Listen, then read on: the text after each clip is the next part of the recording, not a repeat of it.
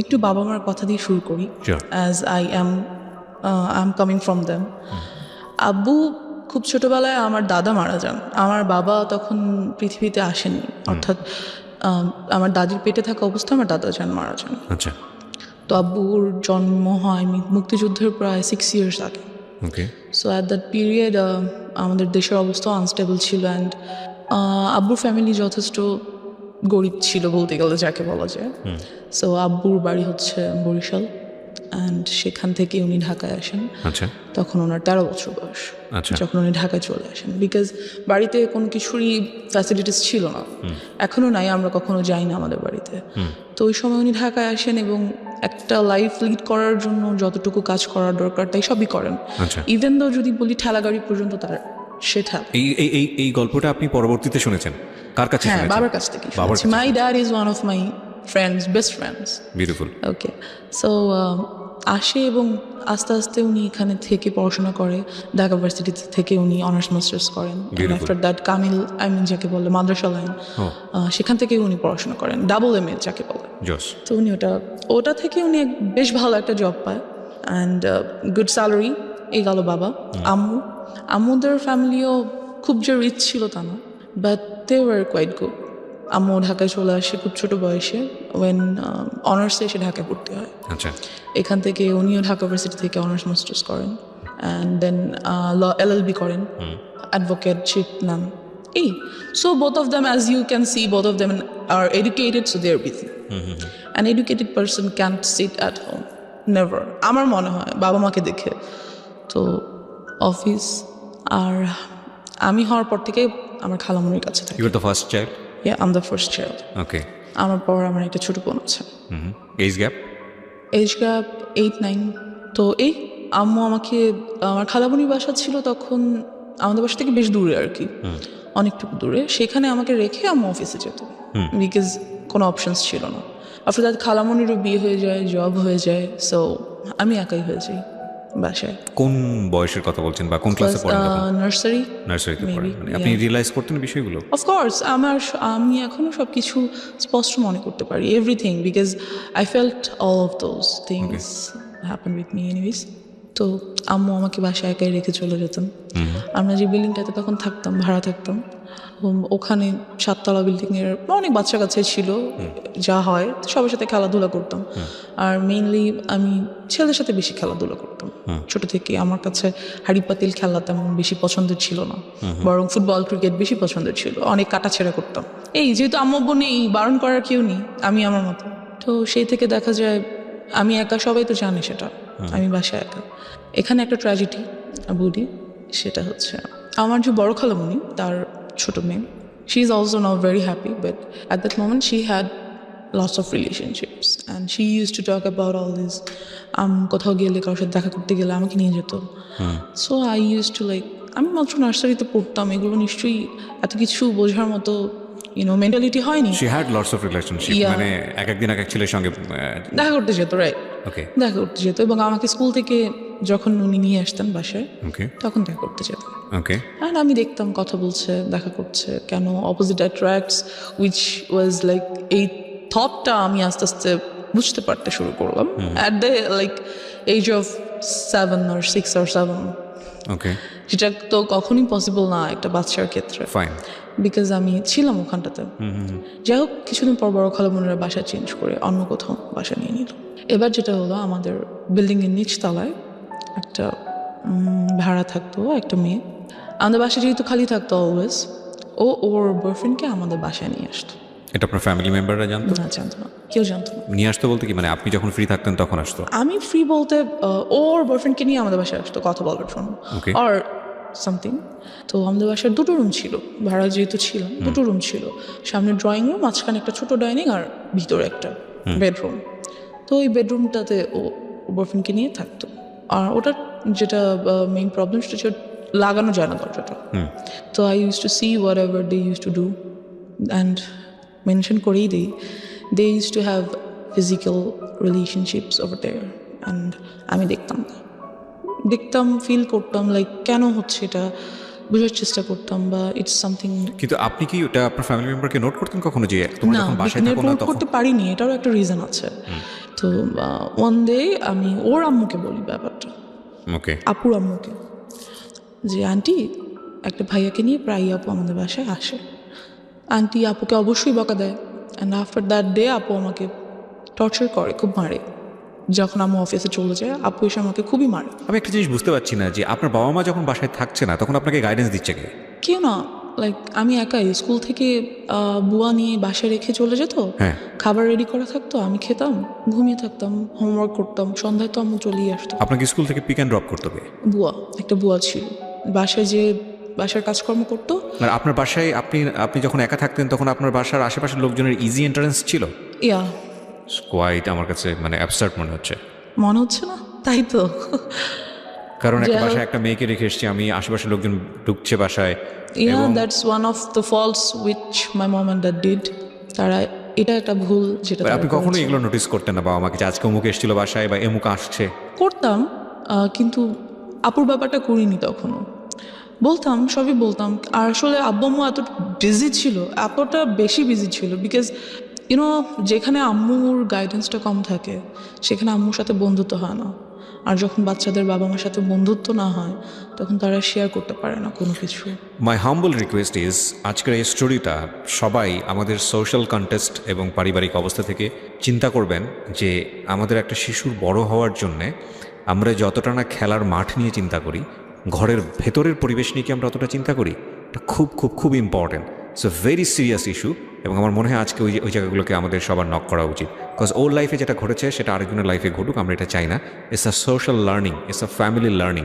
ওকে, এবং আমি ওকে স্যালুট জানাই যে ও নিজেকে এক্সপোজ করে অন্তত আরও 10টা ফ্যামিলিকে সতর্ক করার জন্য এখানে এসছে। জি, তারপর কি হলো? আপনাকে খুব মারলো? হ্যাঁ, খুব মারলো। আমি ভাবলাম আম্মুকে বলবোই যে আপু আমাকে এত মারছে, অ্যান্ড শি টোল্ড মি যে আমি এটা কাউকে বলতে পারবো না, যদি বলি সে আমাকে মেরেই ফেলবে, as I was a child. আর আম্মুকে আমি বললাম ব্যাপারটা যে আম্মু, আপু তো একটা ভাইয়াকে নিয়ে মাঝে মাঝে বাসায় আসে। আম্মু জিজ্ঞেস করলে সে কী করে, কেন আসে, তুমি আসতে দাও কেন, গেট লাগিয়ে রাখো না কেন, ঢুকতে দাও কেন? বললো আপু আমাকে খুব মারে, বকা দেয়, না ঢুকতে দিলে খুব রাগ করে। তো আম্মু এই ব্যাপারটা নিয়ে ওনাদের সাথে কথা বললো, ওই আপুর ফ্যামিলির সাথে। বলার পর যেটা হলো যে তুমুল ঝগড়া দুই ফ্যামিলির মধ্যে। ওরা কি খুব পাশাপাশি ছিল আপনাদের? হ্যাঁ, আমরা ছিলাম 4 তলায়, ওরা ছিল নিচতলায়। আচ্ছা। এই তো খুবই ঝগড়া লাগলো। পরবর্তীতে যে আমাদের বাড়িওয়ালা, উনি আমাদেরকেই বের হয়ে যেতে বললো, ভেরি যেখানে বের হওয়ার কথা ওদের, অ্যাজ ফল্টটা ওদের ছিল, আমার না, বাট আমাদেরকে বের হয়ে যেতে বললো। সো আমরা সামহাও প্রবলেমটা সলভ হলো, ইস্যুটা ঠান্ডা হলো, আপুটা আর আমাদের বাসায় আসে না। ওকে। এবার যেটা হলো, আমার মেন্টালিটি লাইক ওই জায়গাটা থেকে অনেক আনস্টেবল হয়ে গেল, কী বলবো এটাকে, unbalanced. So I use to think like কেন হচ্ছে এই জিনিসগুলো, বা এগুলো কী, কেন, some kind of curiosity. Like of course একটা কিউরিয়াসিটি গ্রো হ্যাঁ, করলো। like- আপনি তখন নার্সারিতে পড়েন? তখন আমি 1-এ উঠেছি। ওকে। অ্যান্ড আমার কাছে ব্যাপারটা খুবই আনইউজুয়াল লাগতো, as I have seen them doing something like that. So আমার কাছে অনেক আনইউজুয়াল লাগতো যে এটা কেন হচ্ছে। আমার একটা ফ্রেন্ড বলা যায় না ঠিক, আমার থেকে সিনিয়র ছিল তখন, ও মেবি ক্লাস 3 or 4-এ পড়ে। I use to talk a lot with her. তো সেই ব্যাপারে আমাকে অনেক কিছু বলে। একটা বাচ্চা কী বা বলতে পারে, 3-4-এর একটা বাচ্চা, যতটুকুই ওর কাছে মনে হয়েছে বা ও যা বুঝে সেখান থেকে বলছে আমাকে। Anyway, so and after that আমাদের 6 তলায় একটা ছেলে থাকতো। He proposed me when I was in class 1. Seems funny. Anyway, so আমাকে প্রপোজ করলো যে I want to be your boyfriend. So I was like, yeah, I got a chance. হ্যাঁ, সবার কাছে, আমার কেন নেই? আপুর আছে, ওই আপুর আছে, সেই আপুর আছে, হ্যাঁ আমার এরকম করা উচিত। তো I said okay. So he like কিছু না বুঝিয়ে ওকে করে দিল। হ্যাঁ, সবার আচ্ছা, আছে, okay, সুতরাং fine. আমার ইটস আ ফ্যাশন। হ্যাঁ, আমিও যাবো, ওকে ফাইন, গুড, কি হবে I don't know, like boyfriend, good, ওর সাথে ঘুরবো ফিরবো, কথা বলবো, এই তো। সো একই স্কুলে ছিলাম আমরা, নিয়ে আসতো। আমি ক্লাস 1-এ ছিলাম, সিরিয়াসলি। আমি এখন বলতে গেলেও embarrassed ফিল হয়, like how did I do that? No, there is a reason, there is a definitely reason. But আমারও হয়তো বা বোঝা উচিত ছিল নিজেকে, হয়তো লাইক টেক কেয়ার উই করা ক্যান ব্লেম উচিত ইউ ছিল, বিকজ আপনি একটা চাইল্ড সে সময় রাইট। বোঝা উচিত ছিল আপনার প্যারেন্টের। যাই হোক আমরা সেই ডিসকাশনে পরে ইয়া বাট তারা আসলে কিভাবেই বা বুঝবে, আমিও তো তাদেরকে ঠিক ব্লেম ওভাবে করতে বলতে পারি নাই, it's a situation actually. like okay yeah. So yeah, then he was my first boyfriend. Okay Then somehow ওরা বাসা চেঞ্জ করে ফেলে। বয়ফ্রেন্ড এই আর কি, ও তো একটা বাচ্চা, ওই বা বয়ফ্রেন্ড গার্লফ্রেন্ডের কি বুঝে। যাই হোক, তো সামহাও ওরা বাসা চেঞ্জ করে ফেলার পরে I use to like a boy, I use to like him very much because he looked very cute. So বাচ্চা ছিলাম দুজনেই, ও আমার ক্লাসমেট ছিল, তখন আমি 2তে উঠেছি।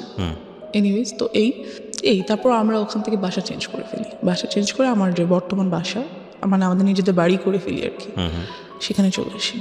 আসবার পর আমরা এখান থেকেই শুরু হয় আমার লাইফের মোস্ট ট্র্যাজিক পার্ট, বিকজ আমাদের যে এলাকাটা মেনশন করছি না, বাট কি বলবো, এলাকা বলা যায় না আসলে।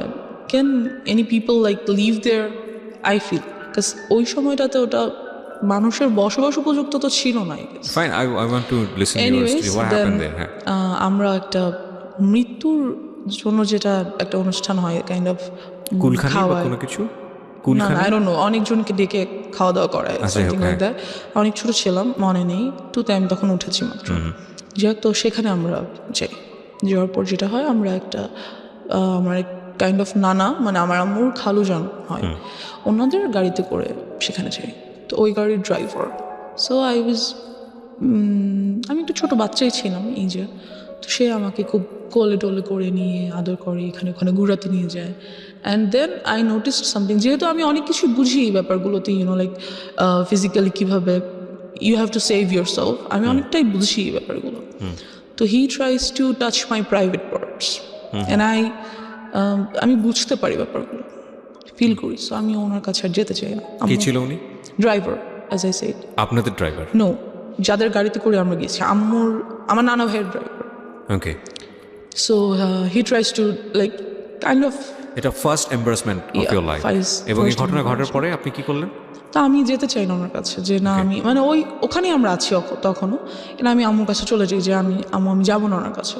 কিন্তু আমি কেন যেন আম্মুকে বলতে পারি না, লাইক আমার সাথে এটা হচ্ছে, আমার এটা ফ্রিভাবে আম্মুকে বলা উচিত, কেন যেন আমার আম্মু আব্বুর প্রতিও ওই ভরসাটা আসে না, যে না আমি বলতে পারি। I don't no Y, but আমি বলতে পারি না। সো আম্মুকে আমি বলি যে আমার ওনাকে ভালো লাগছে না, আমি ওনার কাছে যাবো না। দেন আমরা ওখান থেকে চলে আসি, অ্যান্ড খুবই ট্রিক করে উনি আম্মু আব্বুর নাম্বারটা নিয়ে নেয়, ফোন নাম্বারটা নিয়ে নেয়, যে হ্যাঁ আমরা কোথাও যেতে হলে আমাকে ফোন দিবেন, আসবো, হ্যান ত্যান ফ্যান। যদিও উনি কিন্তু আমার নানা ভাইয়ের পার্সোনাল ড্রাইভার। ওকে।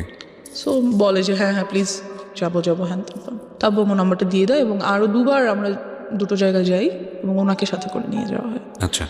সো এই হচ্ছে আমার first harassment or something like that.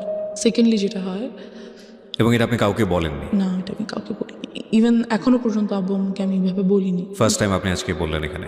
আমি যাই বলছি কাইন্ড অফ ফার্স্ট টাইম, কাউকে বলিনি। This is very unlucky for us, because আমাদের সোসাইটিতে, আমাদের পরিবারে চাইল্ড সেক্সুয়াল অ্যাবিউজ, এটার যে রেট, এটা খুবই অ্যালার্মিং। আপনারা পত্রপত্রিকায় পড়েন এইসব ঘটনা, খুব এক্সট্রিম লেভেলে যখন চলে গিয়ে একটা বড় ধরনের ক্ষতি হয়ে যায়, তখন সেটা পত্রপত্রিকায় বা সংবাদ টেলিভিশন জায়গাগুলোতে চলে আসে। কারণ বিহাইন্ড দ্য সিন এইগুলো যে কতদিন ধরে এই একটা মেয়ে বা একটা শিশু বা একটা নারী কিভাবে নির্যাতনের শিকার হয়, কিভাবে তাদের মেন্টালি তাদেরকে মানে ভয়ঙ্কর রকমভাবে ড্যামেজ করে ফেলা হয়, আমি জানি না। আমার মনে হয় এই জিনিসগুলোকে আরও বেশি করে এক্সপোজ করা উচিত, বলা উচিত। বিকজ আমি ভিকটিম, আমি কেন এটা বলতে পারবো না? কোথায় সমস্যা? ট্যাবুটা কোথায়? মানে আমাকে কেউ একজন সেক্সুয়ালি হ্যারাসমেন্ট করেছে, আমাকে কেউ একজন ফিজিক্যালি অ্যাবিউজড করেছে, অথচ সেটা নিয়ে আমি সোসাইটিতে মুখ খুলতে পারবো না, সেটা নিয়ে আমি বলতে পারবো না। কি আশ্চর্য মেন্টালিটি! মানে সেটা নিয়ে বললে আমার দিকেই আঙুল তোলা হবে, সেটা নিয়ে বললে আমাকে মনে করা হবে মেয়েটা খারাপ, বা ছেলেটা খারাপ, বা ওনার ফ্যামিলি খারাপ। কি ভয়ঙ্কর রকম মানে বাজে মেন্টালিটি আমাদের সমাজের। কিন্তু এই যে আমাদের এই মেন্টালিটিটা, এটাই কিন্তু যুগের পর যুগ এই প্রবলেমগুলো কীভাবে জিয়ে রেখেছে। আজকে যদি পরিবারের কাছে এই মেয়েটা এতটা বেশি সাবলীল হতো, আজকে যদি ওর বলার ক্ষমতা তৈরি হতো, ওকে যদি এনভায়রনমেন্টটা দেওয়া হতো, তাহলে ওর শৈশবটা হয়তো বা এরকম হতে পারতো না। কজ ও বলেছে একটু আগে যে দিস ইজ দ্য নাম্বার 1। আরও কী যে অপেক্ষা করছে আপনাদের জন্য, আপনারা একটু শুনুন, তাহলে বুঝতে পারবেন। জি বলুন। তারপর যেটা হয়, তো ওই ড্রাইভারের সাথে আমাদের আর দেখা হয় না। Anyways he is vanished somehow. So after that আমার চাচাতো ভাই আমাদের বাসায় থাকতে আসে for some reason. Somehow maybe আমাকে লাইক করতো আর সামথিং। তখন আমি ক্লাস 3তে উঠেছি। তো ও কত বড় হবে, মেবি 9-10 পরে এরকম হবে। আপনি তখন ক্লাস 1-এ 3-তে পড়ি। 3-তে? বাসায় একদিন হঠাৎ স্কুল থেকে এসে দেখি ও বাসায়। ওই টাইমে যেটা হয়, আমাদের বাসায় একটা পার্মানেন্ট কাজের মেয়ে রাখা হয়। তো মেয়েটা নিজেই যথেষ্ট নাইসটি পার্সন। এনিওয়ে, সো চাচাতো ভাই থাকতে আসে আমাদের বাসায়। তো একদিন আমাদের সবার রুম আলাদা, জর্জের রুম। আমাদের বাসায় 5টা বেডরুম অ্যান্ড জর্জের বেডরুম 4টার। বাট আমি তখন কার সাথে, কাজের মেয়েটা আমার সাথে ঘুমায় না, আমার রুমে ঘুমায়। তো আমি একদিন ঘুমিয়ে আছি, ঘুম থেকে ঘুমের মধ্যে আর কি হঠাৎ ফিল করি that someone is like embarrassed, had embraced me, something like that. তো আমি ঘুম ভেঙে যায়, পিছনে ফিরে দেখি যে আমার ভাইয়া। আই ওয়াজ লাইক, চিল্লাবো না কান্না করবো না কি করবো কিছু বুঝতেই পারি না। দেন আই ওয়াজ লাইক, ভাইয়া এখানে কি করো, হ্যান ত্যান। আমি উঠে বসে যাই। বসে যাওয়ার পরে তো বুঝতে পারে যে কাজের মেয়েটা নিচে ঘুমাচ্ছে। তো বুঝতে পারে যে আমি যদি এখন কিছু বলি তাহলে কাজের মেয়েটা উঠে যাবে, আমার আব্বু চলে আসবে, অ্যান্ড যাই হোক তো ওদিনও চলে যায়, ও দিন চলে যায়। পরের দিন শুক্রবার দিন সবাই বাসায় ছিল। What was his response? আপনি তো ওকে জিজ্ঞেস করলেন যে তুমি এখানে কি হ্যাঁ, করো? তুমি এখানে কি করো? এমনি আসছি, নাথিং, লাইক চলে যায়, উঠে চলে Okay. যায়। পরের দিন শুক্রবার দিন সবাই বাসায় ছিল, তো আমরা ছাদে গিয়েছি। আমাদের ছাদটা খুব সুন্দর, গাছ লাগানো চারিদিকে, বসার মতো স্পেস আছে, টেবিল আছে, যাই হোক। তো ওখানে আম্মু চা করে নিয়ে গেছে, সবাই চা খাচ্ছে, ভাইয়াও গিয়েছে। ছাদটা দুটো ছাদ, একটা হচ্ছে চিলে কোঠার একটা ছাদ আছে, আর মেইন ছাদটা নিচে। তা আমি আর আমার কাজের মেয়েটা চিলেকোঠার ছাদে উঠেছি। আমার বেস্ট ফ্রেন্ড সবসময় ছিল কাজের মেয়েরা। যারাই কাজের মেয়েরা আসতো তারাই আমার বেস্ট ফ্রেন্ড, বিকজ কেউ তো সাথে থাকে না, ওরাই সাথে থাকে। তো ওকে নিয়ে আমি ছাদে বসে আছি। তো ভাইয়া উপরে উঠছে, উঠে আমার কাঁধে হাত রাখছে, রেখে বললো, পড়াশোনা কেমন চলে, হ্যান ত্যান। বললাম হ্যাঁ ভালো। বলতেছে কোনো ম্যাথে প্রবলেম হলে আমাকে দেখাও, ইত্যাদি ইত্যাদি কথা বলতেছে। And he tried the same thing that I faced with that driver. He was trying to touch some of my private parts. তো কাজের মেয়েটা এটা বুঝতে পারে, বিকজ আমার থেকে বেশ বড়। তো আমাকে বলে, আপু চলে নিচে চলে যাই। তো আমিও ফিল করছিলাম, সো আই ওয়াজ লাইক হ্যাঁ নিচে চলে, বাট ভাই আমাকে যেতে দিচ্ছে না। সো না থাকো, এখানে কত সুন্দর লাগছে, পরিবেশটা ভালো লাগছে, যেতে দিচ্ছে না। এই গেল সামহাও। তো আমি চলে আসি নিচে, কিছুক্ষণ বাদে চলে আসি। দেন আম্মুকে বলি ব্যাপারটা, যে আম্মু ভাইয়া আমার সাথে, আমি আম্মুকে ডাইরেক্টলি বলি যে আম্মু ভাইয়া আমার প্রাইভেট পার্স টাচ করার চেষ্টা করে। এটা বলার পর আমার চাচার সাথে আর কি আব্বু তুমুল ঝগড়া হয়। ও তার মানে আলটিমেটলি আমি একবার ওনাদের বলে সঙ্গে- ফেলি, হ্যাঁ একবার বলি আম্মুকে, অ্যান্ড আম্মু আব্বুকে বলে। দেন তো ওদের সাথে খুবই ঝগড়া হয়, আর ওই ভাইয়াকে আমাদের বাসায় আসতে মানা করে দেয়। এখন ব্যাপার হচ্ছে আব্বু আম্মুই বা কি করবে, এতবার, এত জন, এত মানুষ, কয়জনকে বাসায় আসতে মানা করবে, কয়জনকে ধরে রাখবে, দরজা কি সবসময় বন্ধ রাখবে বাসার? এটা তো সম্ভব না। যাই হোক সামহাও ওটা চলে যায়। আমি তখন ক্লাস 3-তে, এবং আম্মু আমার জন্য একটা টিচার রাখে। আমার বাসায় কখনো টিচার ছিল না, আম্মুই পড়াতো। বাট তখন দেখা যায় যে আম্মু তখন অ্যাডভোকেটশিপটা ছেড়ে দেয়, ছেড়ে দিয়ে আম্মু একটা গভর্নমেন্ট জব নেয়। এতে করে যেটা হয় যে আম্মু খুবই বিজি হয়ে যায়। ওখানে তো অ্যাডভোকেটশিপে হচ্ছে কেস পাবো যাবো এরকম কিছু, পাবো না বাসায় আছি। বাট একটা জব ইজ 9 to 5 ডিউটি, আর আম্মুর যেই অফিসটা পড়ে যায় অনেক দূরে, সেখানে যেতেই প্রায় 1.5-2 ঘন্টার মতো লাগে। সো আমাকে একেবারেই টাইম দিতে পারে না। বাট তখন যেটা হয়, আমার খালামণিকে তারা আমাদের বাসায় নিয়ে আসে, খালামণি আর তার হাজব্যান্ডকে। অ্যান্ড আমার সেফটির জন্য আব্বু আম্মু তাদেরকে একটা ফ্ল্যাট গিফট করে দেয় আমাদের বাসায়, ওকে, যে যাতে আমার ছেলেমেয়েরা সেফ থাকে এই জন্য। তো খালামণিও জব করে, মেইন প্রবলেম এখানেই। তো দেখা যায় সেটা আসলে কি বলবো, সবসময় সবাই সব কিছু বুঝে না, ইউনো। অনেক সময় আমরা অনেক কিছু দেখেও দেখতে পারি না, ব্যাপারটা এরকম। যাই হোক, তো খালামণি থাকে, তো আমার জন্য একটা টিচার রাখা হয়। টিচারটাকে বলা হয় যে তুমি সন্ধ্যায় আসবো, কারণ আমি সন্ধ্যা বাসায় আসবো। আম্মু বলে যে আমি সন্ধ্যায় আসবো আর তুমিও সন্ধ্যায় আসবো। Your mom is lawyer, yeah that time উনি কি প্র্যাকটিসে ছিল? না, উনি তখন প্র্যাকটিস ছেড়েছে, মাত্র নিউ ছেড়ে একটা গভর্নমেন্ট জবে ঢুকলো। ওকে, তো ওনাকে বললো যে সন্ধ্যার পর আসতে, যেহেতু সন্ধ্যার পর আমার অফিস থেকে আসবে। এই তো আমাদেরকে আমার রুমে বসে পড়তে নিষেধ করে দেওয়া হলো। যেটা করা হলো যে ড্রয়িং রুমে বসে পড়বে, ওকে, যাতে আমি দেখতে পারি তোমাদেরকে। যাই হোক, তো আম্মু ড্রয়িং রুমে বরাবরই ডাইনিং রুমে বসে আম্মু অফিসের কাজ করতো ল্যাপটপে। আর আমি স্যারের কাছে পড়তাম। তা অনেক সময় দেখা যায় সব সময় কি আর সন্ধ্যার পর আম্মু চলে আসতে পারে, রাস্তায় জ্যাম থাকে, অফিসে কাজ থাকে, অনেক কিছুই। সো ইয়া, এরকমই মাঝে মাঝে হতো। অ্যান্ড আমার স্যারকে খুব ভালো লাগতো, কারণ স্যার আমাকে খুব আদর করতো, খুব সুন্দর করে বুঝাতো, একটা টিচারকে যেভাবে ভালো লাগা উচিত। That's it. তো স্যার যেটা করে যে আমাকে অলওয়েজ স্কুলে নিয়ে পড়ে। ওয়াই? স্যার বলতে কি, হোম টিউটর আমরা কেমন রাখি একটা বাচ্চার জন্য, অনার্সে পড়ুয়া কোনো ছেলে বা মেয়ে এরকম, তো সে আমাকে অলওয়েজ স্কুলে নিয়ে বসে পড়াতো। অ্যান্ড ছোটো থেকে আমি খুব হেলদি ছিলাম, so he use to do the same things. তো ফার্স্ট ডেতেই তো আপনার বুঝে যাওয়া উচিত ছিল যে এটা তো আসলে ফার্স্ট ডেতে তো উনি এরকম করেনি। ওকে আফটার 6 or 7 months আমাকে পড়াতে একটা টাইমে এসে এরকম দেন যেটা হলো যে উনি বুঝতে পারলো যে আমি এটা পছন্দ করছি না, এবং এই ব্যাপারটার পর আমি ওনার কাছে যে আর পড়ি না, ওকে ওনার কাছে যেতে যাচ্ছি না। তো উনি করলো কি, নানান কথা আমাকে বলে, like love and relationship and কোন ক্লাসে তখন আপনি? ক্লাস 3 ক্লাস 3-তে only, and I just can't understand একটা টিচার অনার্সে পড়ে সে কিভাবে ভাবে যে আমি একটা ক্লাস 3 এর বাচ্চাকে রিলেশনশিপ এর ব্যাপারে বলি। I don't know. তো and he said I want to be your boyfriend. একটা teacher, and I was like আমি আম্মুকে বলে দিব। তো বলতেছে বলো, তোমার আম্মু কখনোই বিলিভ করবে না। অ্যান্ড he was right, আমি আম্মুকে বললাম আর আম্মু এটা বিলিভ করলো না। কাজ যে টিচারটা ছিল উনি আব্বু আম্মুর খুবই পরিচিত একজনের ছেলে ছিল, বেশ ঘনিষ্ঠ একজনের ছেলে। তো আম্মু এটা কেন বিলিভ করলো না? তারা কি বলতে চাইলো আপনাকে? বললো যে, আমি বললাম যে আম্মু স্যার আমাকে বলে স্যার যাতে আমার বয়ফ্রেন্ড হয়ে যায়। তো আমি বললাম আর তোমার সাথে মজা করেছে, something like that. Note this kind of thing please. সাথে মজা করেছে, এটা কিছু না। তুমি স্যার কি এমনিতে তোমাকে কোনো কারণ like must something personal. So I said আমি ওই ব্যাপারে আর কিছু বলতে পারি না। আই ডোন্ট নো ওয়াই, আমি সবসময় এখানটাতে যে আটকে যাই, আম্মুকে বলতে পারি না কেন জানি। আচ্ছা, আপনি আমাকে একটু বলেন যে আগের যে দুটো ঘটনা আপনি আপনার ফ্যামিলিকে জানিয়েছিলেন, তারা কি আপনাকে কোনোভাবে ব্লেম করেছিল? না, করেনি। বা ওরা সেটাকে ওভারকাম করার চেষ্টা করেছে, যেমন ভাইয়াকে বাসায় আসতে মানা করে দিল। এর আগে যে কাহিনীটা বললাম সেটা তো ডেফিনেটলি তারা করেছে, আপনি এটা বলেছেন, কিন্তু থাকে না অনেক সময় আপনাকে দোষ দিয়ে দেওয়া, মেয়েদেরকে দোষ দিয়ে দেওয়া, এটা করেনি? না, আমার আম্মু এডুকেটেড পারসন, তারা বুঝতে পারে ব্যাপার। আচ্ছা ফাইন, তো আপনাকে কোনোভাবে কি বুঝিয়েছিল যে দেখো কোনটা গুড টাচ কোনটা ব্যাড টাচ, এবং এরকম হলে তোমার কি করতে হবে? আমাকে বুঝায়নি। কারণ হচ্ছে আপনি নিজেও কি কোনো গ্লুমি সেন্সে ছিলেন যে আসলে কি হচ্ছে, কেনই বা এরকম হচ্ছে? আমি অফকোর্স ছিলাম। I was very confused because ওই পর্যন্ত আমি জানতাম না, যদি আমি সরাসরি বলি সেক্সুয়ালিটি কি, আমি জানতাম না, I didn't new. So I had to face them. So আপনাকে আপনার ফ্যামিলি মেম্বাররা ক্লিয়ার করেনি যে মা আসলে এই জিনিসটা এরা ট্রাই করছে, that is actually bad thing, so you have to be aware of?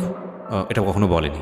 So আপনি নিজে থেকে একটা ধোঁয়াশার মধ্যে ছিলেন, আপনার কোয়ারি হতো না বাবা মাকে জিজ্ঞেস করতেন না যে মা আসলে সবাই কেন এরকম করছে? হতো, বাট আমি কেমন করে মানে আমি কেন যেন আনকমফোর্টেবল ফিল করতাম ওই ব্যাপারটাতে জিজ্ঞেস করতে। লাইক আমার ভালো লাগতো না, বা আমি চেতাম না, বা চাইলেও পারতাম না, এরকম কিছু। ওকে, তো যাই হোক, তো স্যারকে বলা হলো। তো স্যার আমাকে 1.5 year পড়াইছে। তো অ্যাট দ্যাট টাইম যখন 1 year কাছাকাছি প্রায়, তো he gave me a love letter. সে সেখানে লিখেছে, আমি তোমাকে অনেক পছন্দ করি, তোমাকে আমি অনেক আদর করব, তুমি ঠিক মতো পড়াশোনা করো, বড় হও, দেন আমি তোমাকে বিয়ে করব, হ্যান ত্যান ফ্যান। তো আমি আম্মুকে দেখানোর পরিবর্তে সেটা আমার ফ্রেন্ডকে দেখালাম, স্কুল ফ্রেন্ডসদেরকে, তখন আমি পড়ি ক্লাস 3-তে। যে কাহিনীটা হলো সেটা হচ্ছে ওই ব্যাপারটা নিয়ে পুরো স্কুলে কাহিনী হয়ে গেল। তো যে ওই মেয়েটাকে ওর স্যার লাভ লেটার দিছে, প্রিন্সিপাল আম্মুকে ডাকলো। এবং কাহিনী শুধু এক জায়গায় লেগেছে আরেক জায়গায়, এরকম একটা অবস্থা। কাহিনীটা শুধু ওই পর্যন্তই হলো না যে লাভ লেটার হয়ে গেল, ওরা বিয়ে করবে, ওদের কতদিন পরে ওদের বেবি হবে, হ্যান ত্যান, বাচ্চারা যা করে নর্মালি, মানে বিশাল কাহিনী, পুরো স্কুল জানাজানি হয়ে গেল এটা।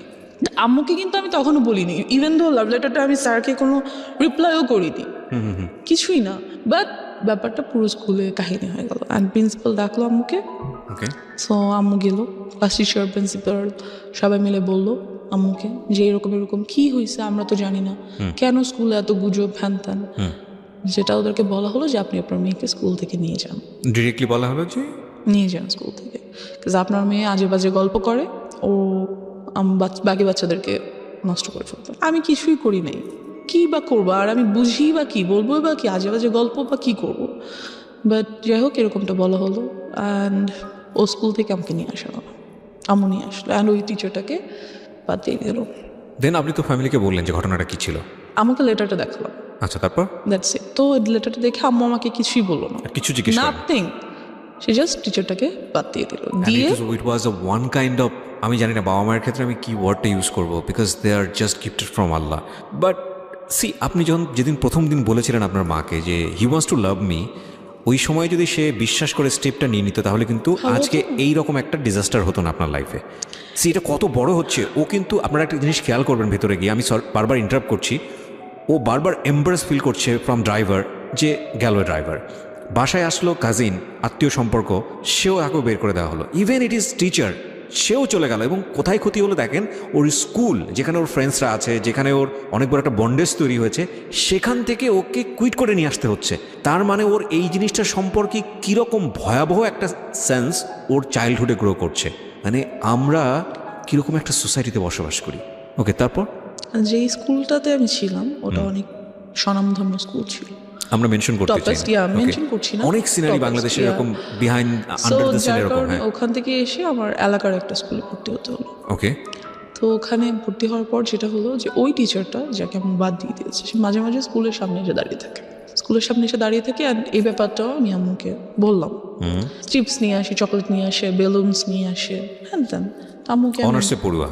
হ্যাঁ, অনার্সে পড়বো, মেবি ফার্স্ট আর সেকেন্ড ইয়ারে পরে এরকম কিছু হবে। যাই হোক, Okay. তো নিয়ে আসে। তো আমি আম্মুকে বললাম যে আম্মু স্যার প্রতিদিন এসে দাঁড়িয়ে থাকে, আমাকে নিয়ে যেতে চায়, বাসার পিছন পিছন আসে, বেলুন দেয়, চিপস চকলেট দেয়, হ্যাঁ দেন। তো আম্মু করলো কি, আমাকে আনা নেওয়া করার জন্য একটা বুয়া রেখে দিল 1000 টাকা বেতন দিয়ে, যাতে অ্যাটলিস্ট ওই লোকটা না দাঁড়িয়ে থাকতো। এবার যে টিচারটা রাখলো, ওর বাবা মা অনেক নিম্নমানের আর কি, খুব গরিব, তারা স্লামে থাকে।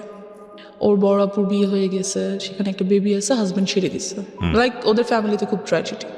বাট ওই ছেলেটা খুবই ব্রিলিয়েন্ট, অলওয়েজ স্কলারশিপে পড়াশোনা করছে। এখন অনার্সে যে উঠছে সেটাতে উনি ফ্রি পড়াশোনা করছে। ইংলিশের teacher. Okay. And as you can see I am quite good at English. বলবো just because of him? No, not like that. Not He like teaches that. you. Yeah, he teached me. He teached good, but one more tragedy over here. যাই হোক, তো উনি এরকম কিছুই ছিলেন না, বরং খুবই রাগী, বদমেজাজি অ্যান্ড টর্চারেবল টিচার ছিলেন। পড়া না করে রাখলে মারতেন, এবং প্রচুর মারতেন। কোন ক্লাসে তখন আপনি? আমি তখন ক্লাস 4-এ পড়ছি, প্রায় শেষের দিকে। ওকে। যাই হোক, তো অ্যান্ড একটা টাইমের পরে দেখা গেল যে পড়া না করার জন্য আমার সেক্সুয়ালি হ্যারাসড হতে হবে। মানে কি? What was the story? Tell me, what was the first day স্টোরিটা কি ছিল? যেটা হলো যে আম্মু ওনাকে রাখলো, অ্যান্ড এই টিচারটাকে আর আম্মু রাতে আসতে বললো না, কারণ আম্মু ওনাকে অনেক বিলিভ করতো, অ্যাজ ওর বাবা মা আমাদের কাছ থেকে অনেক ফেভার নিত, অনেক ফেভার নিত। সো আম্মু অ্যাটলিস্ট ভাবছে যে ওর বাবা মাকে আমরা এত ফেভার করি, সেটা আমাদের প্রতি লয়াল থাকবে। বাট এরকম কিছুই হলো না।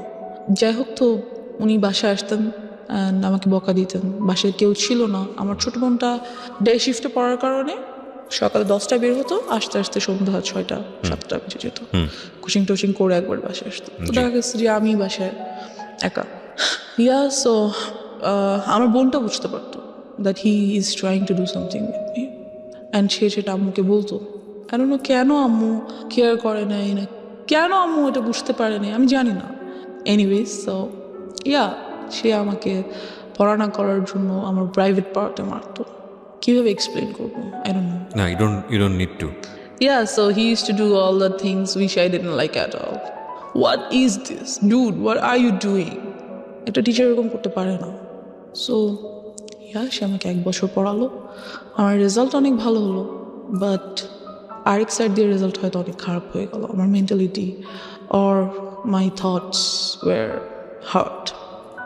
দেন ব্যাপারটা আমি আম্মুকে বললাম না, কিন্তু খালামণিকে বললাম। মানে আর কত বলা যায়? দেন আমি খালামণিকে সব বললাম, এবং খালামণির কাছে খুব কান্নাকাটি করলাম। তো খালামণি বুঝতে পারলো ব্যাপারটা। অ্যান্ড মেনশন করে দিই, খালামণি একজন psychologist. Oh, very good. Psychologist or psychiatrist? Whatever, I don't know. সে কি ট্রিটমেন্ট করে? না, ছেড়ে দিয়েছি, ওটাও নিয়ে ছেড়ে দিয়েছি। সাইকিয়াট্রিস্ট, হ্যাঁ। হোয়াটএভার। সো আমি খালামণিকে বলার পরে খালামণি ব্যাপারগুলো আম্মুকে খুব ভালোভাবে শেয়ার করলো। আম্মু যেটা হলো যে বুঝার পরিবর্তে আম্মু খুব রাগ হয়ে গেল যে আমি কি করব, কয়টা টিচার চেঞ্জ করব, একটা আনছি এটার বলে এটা, আরেকটা আনছি এটাও বলে এটা, সবগুলোকে বাদ দিচ্ছি। এটা কেউ আসলেই এরকম হচ্ছে না কেউ পড়াশোনা করতে যাচ্ছে না? কি করব, কয়টা টিচার বাদ দিব, টিচার পাবো কোথায়? অ্যান্ড আমাদের যে এরিয়াটা ছিল সেখানে ভালো টিচার পাওয়াও খুব মুশকিলের ব্যাপার ছিল। So she was like fed up, আমি করবোটা কি? বাবাকে বলতে পারছে না, কেন বলতে, সে জানে কেন বলতে চাচ্ছে না বাবাকে ব্যাপারগুলো। অ্যান্ড এই টিচারটাকেও আম্মু বাদ দিয়ে দিল এক পর্যায়ে। যে বাদ দেওয়াতে যেটা হলো, বাদ দিবে আর কি 1 মান্থ পর বাদ দিবে এরকম, মানে মাসের শেষে তো বাদ দিতে হবে এরকম কিছু। The biggest tragedy of my life. একদিন স্যার 1টা-1:30টার দিকে বাসায় আসলো। স্যার খুব ভালোভাবে জানে এই টাইমে আমাদের বাসায় কেউ থাকে না এবং স্যারের বিকেল 5টার আগে আমাদের বাসায় ঢোকার নিষেধ। আম্মু বলে দিয়েছে তাকে যে তুমি আসবে না, বিকেলের আগে বাসায় আসবে না। বিকেলে আমার খালামণি বাসায় চলে আসে আর কি। তো সে যেটা করলো যে 1:30টার দিকে বাসায় আসলো। ওই সময় যেটা কাজের মেয়েটা আমার খালামণির বাচ্চাদেরকে নিয়ে তাদের ফ্ল্যাটে ঘুম পাড়াচ্ছে, আর আমার ফ্ল্যাটে আমি একা। তো কলিং বেল বাজলো, আমি গেট খুললাম। খোলার পর স্যার, বললাম স্যার এখন তো আমি পড়বো না, আমি তো মাত্র স্কুল থেকে এসেছি। তো সে বললো যে আমার আজকে অনেক কাজ আছে বিকালে, এখনই পড়া শেষ করতে হবে, তুমি বই নিয়ে আসো। তো অ্যাজ ইউজুয়াল আমি বই আনতে গেলাম আমার রুমে, যেহেতু আমার রুমে পড়া নিষেধ। কাজ আম্মু ড্রয়িং রুমে, আমার রুমে পড়া নিষেধ ছিল, ড্রয়িং রুমে পড়তে হতো। যাই হোক, তো আমি বই আনতে আমার রুমে যাই and he enters the flat. আর উনি দরজাটা অফ করে দেয়, মেইন গেটটা অফ করে দেয়। সেটা ফার্স্টে, মেইন গেট অফ করে না, মেইন গেটে চাপিয়ে দেয় আর কি, লাগিয়ে দেয়, চিটকরি লাগায় না। অ্যান্ড আফটার দ্যাট আমি আমার রুম থেকে বই আনতে যাই আর উনিও আমার পিছনে পিছনে আমার রুমে চলে যায়। যেটা উনি করে সেটা হচ্ছে আমার রুমের দরজাটা আটকে দেয়। আটকে উনি আমাকে ফার্স্টে 2টা চড় দেয়, দিয়ে একটা লাথি মেরে খাটের মতো ফেলে দেয়। যেটা করে, আমি স্কার্ট পরা ছিলাম অ্যান্ড ওটা উনি ছিঁড়ে ফেল। আফটার দ্যাট উনি আমাকে আমার পায়ের উপরে পা দিয়ে হাঁটু দিয়ে বসে, আমার গলার উপরে কোলবালিশ দিয়ে দেয়, আর মুখটা খুব জোরে চেপে ধরে। So I was like stuck. হয়তো আল্লাহই কোনোভাবে হেল্প করছে আমাকে যে ঠিক ওই টাইমটাতেই আমাদের মাঝখানের ফ্ল্যাটের এক ভাড়াটিয়া উপরে আসে, তার চিনি লাগবে। সো এসে উনি দেখে যে দরজায় টিচারের ছেলেদের জুতা, যেহেতু আমাদের বাসায় ছেলেদের জুতা আসে না, থাকে না কখনো। সো নক করা মাত্র দরজাটা খুলে যায়, ধাক্কা দেওয়া মাত্র ঢুকেই ফিল করে যে ভিতরে আমার রুমে কেউ আছে and something is going on. আমি হয়তো চিল্লাতে পারছিলাম না, বাট সাউন্ড তো করতে পারছিলাম, ধস্তাধস্তি তো করছিলাম। সো উনি বুঝতে পারে ব্যাপারটা, বুঝে উনি খুবই প্রচণ্ড জোরে আমার দরজায় নক করে অ্যান্ড স্যার নকটা শুনেই আমাকে ছেড়ে উঠে দাঁড়িয়ে দরজাটা খুলে টেবিলে চলে যায়, যে বসে থাকে অ্যান্ড আমার দিকে জাস্ট একবার তাকায়, লাইক আ লুক, আমাকে সাবধান করে দাও, হেই ডোন্ট ইউ ডেয়ার, কাউকে বলা যাবে না, সামথিং লাইক। তো আমি যেটা করি, আমি দৌড়ে আন্টিকে জড়িয়ে ধরি অ্যান্ড কান্না করে দিই, আন্টির কাছে কান্না করি খুবই, যে আন্টি আমাকে কোলে নিয়ে ওনাদের বাসায় চলে যায়। তখন আমি ক্লাস 5-এ পড়ি। নিয়ে যায় এবং জিজ্ঞেস করে কি হয়েছে। ইতিমধ্যে স্যার বাসা থেকে বেরোয় চলে যায়। এরকম একটা অ্যাটাক উনি কেন করলো? কোনো ধরনের কোনো আমি খালামণিকে বলেছি, তার আম্মু যে তার মাকে বলেছে। ওনাকে কি বিষয়টা আগে থেকে নক দেওয়া হয়েছিল আপনার ফ্যামিলি থেকে, না তোমাকে বাদ দিয়ে দেওয়া হচ্ছে বা এরকম করে মাসি? মেবি, আই ডোন্ট নো, অবশ্যই না হলে উনি এরকম করার তো কথা না। Okay, so what was his intents basically? কি কি চাচ্ছিল সে, যেহেতু জিনিসটা হয়তো সে ভাবছে যে আমাকে যেহেতু বাদ দিয়েই দিচ্ছে, আমার নামে একটা বদনাম হচ্ছেই, তাহলে বদনামটা কিছু না করে কেন হবে, আমি কিছু করি দেন হোক, মেবি সামথিং লাইক দ্যাট। কিছু যে সে করেনি তা তো না, কিছু তো সে করেছে, কিছুটার তো আর বদনাম হবে না, যখন বলে হবে তখন তো ফুল বদনামটাই হবে। সো সে চাইছে আমি ফুলই করি, কেন করবো না। তারপর কি হলো আপনার খালামণির সঙ্গে? খালামণি না, সরি, আন্টি পাশের বাসার আন্টি। তো আমি খুব তখন তো বাসায় কেউ নেই, তো কান্নাকাটি করার পরে আম্মুকে আন্টির সাথে সাথে ফোন করে ব্যাপারটা বলার পরে আম্মু বললো আচ্ছা ভাবি, ওকে আপনি আপনার কাছে রাখেন। আমি এতটাই ভয় পেয়ে গেছিলাম যে এরপরের 1 মান্থ আমি ঘুমাতে পারিনি রাতে। আপনার মা এসে কি করলো? মা এসে কি করবে, খুবই কান্নাকাটি করলো, আম্মু আমাকে জড়িয়ে ধরে। যেটা হলো, what was your father role? উনি আসলে আব্বুকে আম্মু বলতো না, কারণ আম্মু জানে যে আব্বুকে যদি একটার কথা বলে আব্বু খুন করে ফেলবে সবাইকে। Something like that. আব্বু অনেক ভালো, খুব কাম মাইন্ডেড, বাট যখন রাগ করে he spares nobody, something like that. তো এই ব্যাপারটা আব্বুকে বললো, কারণ বলাই লাগবে, কিছু করার নেই, এত বড় একটা ঘটনা। রাইট। সো আব্বুকে বলার পর যেটা হলো, আব্বু বললো ওকে আমি পুলিশে দিয়ে দিব। ডেফিনেটলি দেওয়া উচিত। আমি ওকে রাখবই না, ওর একটা কিছু করতেই হবে। যেটা করলো লোকজন নিয়ে ওই মুহূর্তেই, যখন আব্বুকে বলা হলো অফিস থেকে আসার পর, ওই মুহূর্তেই ওদের বস্তিতে চলে যাওয়া, যে ওদেরকে রাখবো না, ওই পুরো বস্তি আমি চালাই দিব। আব্বু ওয়াজ লাইক ফায়ার। সো গেল, লোকজন নিয়ে গেল। এখানে যেটা হলো, বাবা তুমি যে লোকজনকে বলবা, তোমার মেন্টালিটি আর মানুষের মেন্টালিটি এক না। আমি পুরো এলাকায় ফেমাস হয়ে গেলাম। ওনার শাস্তি হলো, অবশ্যই হলো, কিন্তু এখান দিয়ে যে ক্ষতিটা হলো যে ওনাকে অ্যারেস্ট করা, হ্যাঁ ওনাকে অ্যারেস্ট করা হলো। আপনি যখন ক্লাস 5-এ? হ্যাঁ, পরে উনি অবশ্য জামিনে ছাড়া পেয়ে যায়। আচ্ছা, কেস ফাইল করা হয়েছিল তাহলে? হ্যাঁ, আমার নামে প্রচুর বদনাম হয়ে গেল। আমার কোনো বন্ধু বান্ধব হয় না, আমাদের বাসায় কেউ আসে না, আমার সাথে কেউ খেলে না। I was totally alone. যেটা হলো, আব্বু আম্মু আমাকে স্কুলে নিয়ে যেত, স্কুল থেকে নিয়ে আসতো, এরকম চললো কিছুদিন, লাইক 6 or 7 months এরকমটা চললো। তারপর যেটা হলো, আর কতদিন সম্ভব স্কুলে নিয়ে যাওয়া নিয়ে আসা, তাদের খুব টাফ। আম্মুর অফিসে লাইক শোকজ করে দিবে এমন একটা ব্যাপার, চাকরিতে বাদ দিয়ে দিবে এমন একটা ব্যাপার হয়ে গেছে।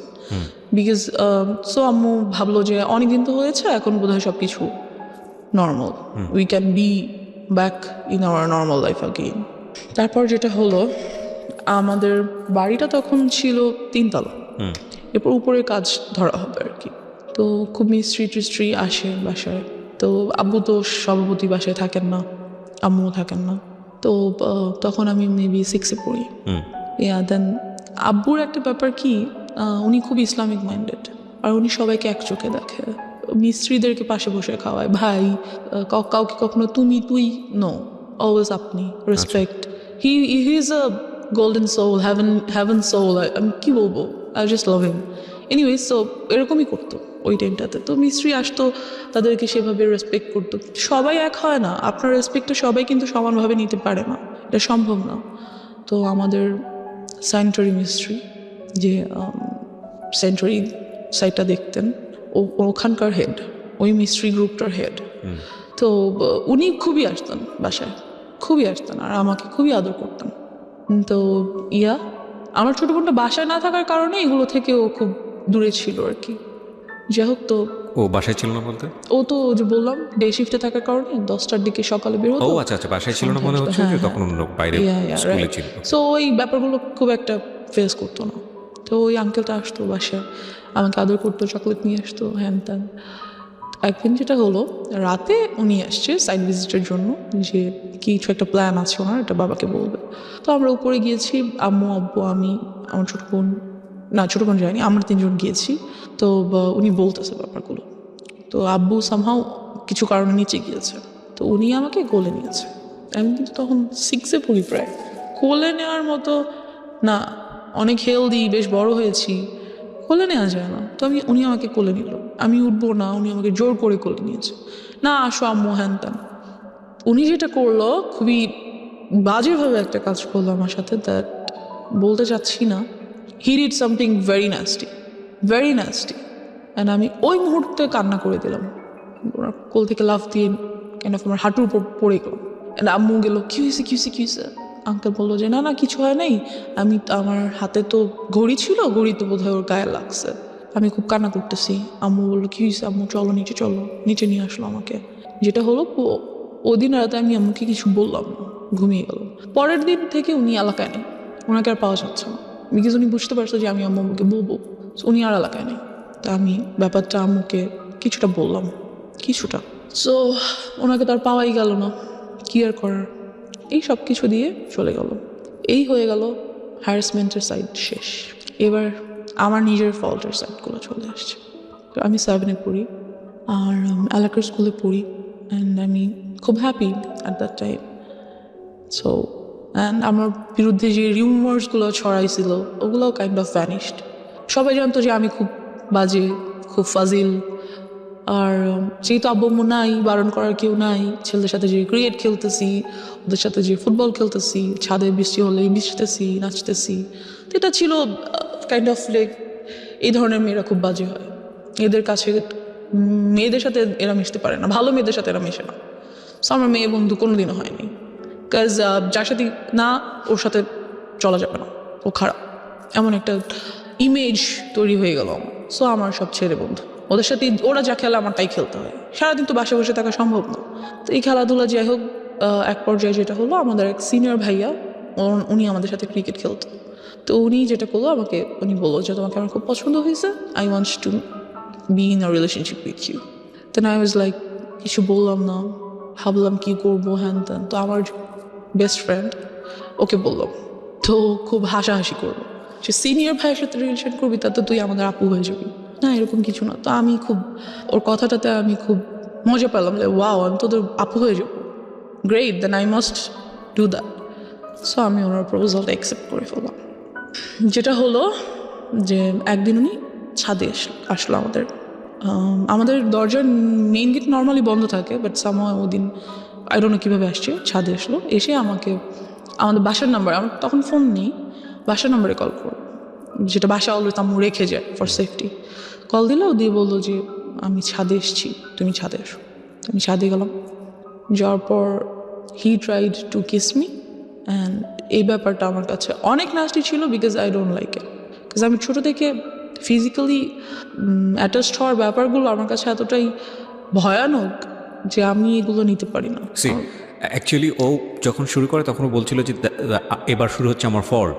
আমি মনে মনে ভাবছিলাম যে নো, এতক্ষণ ধরে যেই কজটা ছিল সেটার ইফেক্টটা শুরু হচ্ছে। So that is the thing, যে ওর পার্সোনাল লাইফে কত বড় ক্ষতি হয়ে গেছে যে ও ওই পার্টটাকে মনে করছে জীবনের সবচেয়ে বিভীষিকাময় পার্ট। এবং আমরা আজকে এই বিষয়টাকে খুব ওপেনলি এখানে ডিসক্লোজ করছি দুটো কারণে। এক, বাবা মা যারা আছেন, ফ্যামিলিতে যারা অভিভাবক আছেন, তাদের প্রতি আমাদের একটা বিশেষ মেসেজ হচ্ছে যে আপনি যাই করেন না কেন জীবনে, যত পয়সা আর্ন করেন, যত বেশি বিজি থাকেন, হোয়াট ফর, কেন করেন? বিকজ আপনার সন্তানরা তো এসে ওই লিগেসিটা ধরবে, বিকজ আপনার সন্তানদের জন্যই তো সেই সন্তানকেই যদি আমি প্রপারলি বড় করতে না পারি, বা তার যদি একটা কমফোর্ট এনভায়রনমেন্ট আমি এনশিওর করতে না পারি, তাহলে এই পরিশ্রমী পয়সা কিসের জন্য? প্রথম কথা হচ্ছে এটা। সো এটার প্রায়োরিটি অবশ্যই জরুরি, এক। দুই নম্বর হচ্ছে যে যারা আজকে অ্যাডাল্ট না বয়সের দিক থেকে, এবং অনেকেই হয়তো বা শুনবে রেডিওতে, তাদেরকে বলবো স্পিক আউট, বলো। কারণ এটা একটা মেয়ের ঘটনা না বাংলাদেশে, এটা একটা শিশুর ঘটনা না বাংলাদেশে, এরকম অসংখ্য মেয়ে, অসংখ্য শিশু, অসংখ্য নারীর ঘটনা এগুলো। হ্যাঁ, কারণ কেউ স্পিক আউট করে না, আমাদের সোসাইটিতে এগুলোকে ট্যাবু মনে করা হয়। আমি বলতে চাই আজকের অনুষ্ঠান দিয়ে দ্ব্যর্থহীন কণ্ঠে যে তোমরা বলো, তোমাদেরকে স্পিক আউট করতে হবে। কিছুদিন আগে আমি দেখলাম সোশ্যাল মিডিয়াতে মিটু আন্দোলন হলো। মিটু আন্দোলন এটা অন্য একটা জিনিস, আমি যদিও এটাকে আমি মনে করি যে ইয়াস, এভাবে বলতে হবে, ডেসপার্টলি আসতে হবে। এবং সেই জায়গাটা থেকে আমি মনে করি যে পুরো দুনিয়াকে না জানালেও অন্তত ফ্যামিলিকে জানাও, ফ্যামিলি মেম্বারদেরকে খুব ডেসপারেটলি বলো। ও তো বলেছে, কিছু কিছু ক্ষেত্রে বলেছে, তারপরেও ওকে এতটা হ্যাসল ফেস করতে হয়েছে। কিন্তু আমি জানি এরকম অসংখ্য শিশু আছে, অসংখ্য কিশোর কিশোরী আছে যারা কখনো স্পিক আউট করে না, সারাটা জীবন ধরে তাদের মধ্যে এটা ট্রমা হয়ে যায় এবং তারা সারাটা জীবন ধরে এটা বয়ে বেড়ায়। তো সেই জায়গাটা থেকে আমি রিকোয়েস্ট করবো সবাইকে, প্লিজ স্পিক আউট। ওকে, হ্যাঁ বলো তারপর। তো যেটা হলো যে আমার ওটা ভালো লাগলো না ব্যাপারটা, ওর বিহেভিয়ারটা। সো আমি টোটালি বললাম যে I am not liking your behaviour, so I am not going to be in a relationship with you anymore. So I broke up with হিম।